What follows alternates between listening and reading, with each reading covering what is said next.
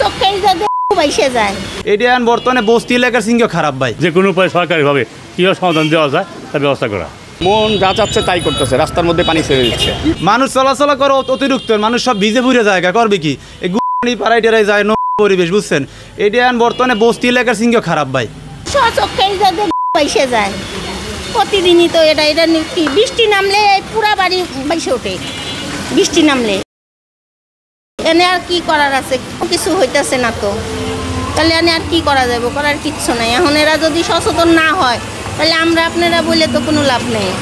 এটা দীর্ঘদিন ধরে এই ময়লা আবর্জনা পানিটা দেখতেছি, আসলে ঠিক করার কোনো লোক দেখতেছি না, যে এটা যে সমাধান করবে এরকম কোনো নির্দিষ্ট কোনো লোক খুঁজে পাওয়া যাইতেছে না। পল্লীবিজন এই পায়টা বিশেষ রাস্তা, এই রাস্তা দিয়ে হাজার হাজার মানুষ চলাফেরা করে।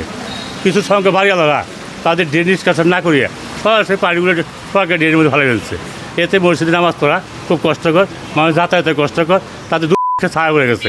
পানিটা এই এলাকার সবার বাসাবাড়ির পানি, কথা বলছেন? এগুলা কোনো রাস্তাঘাটের পানি না। তারা ড্রেন পরিষ্কার করে না, সব পানি রাস্তায় ফালাই দেয়।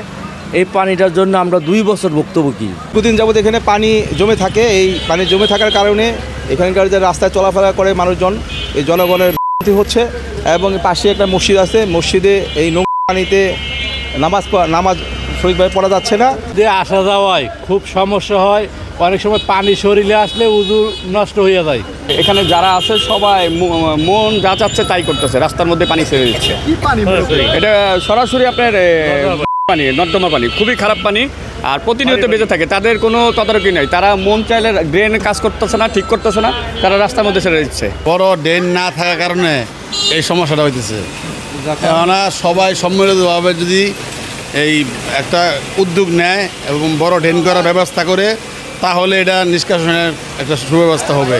তা না হলে এই অবস্থা চলতে থাকবে।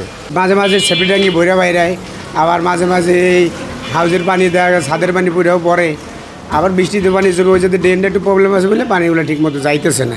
আমাদেরও সমস্যা হয়, হঠাৎ করে একটা দুর্ঘটনা ঘটলে ধরেন যদি গাড়িটা পড়ে যায় তাহলে তো যাত্রীদের একটা সমস্যা, আমাদের পরে একটা করে মানে কথাবার্তা এমন তেমন বলে, মানে ঝামেলার ভিতরে আছে আমরা সবাই। সমস্যা তো অসুবিধা হয় গাড়ি চালাইতে, যে পানি জমা থাকে, ঠিক আছে, যে আবার জোরে টেলে মানুষের গায়ে পড়লে আবার মানুষ স্লো চালা লাগে।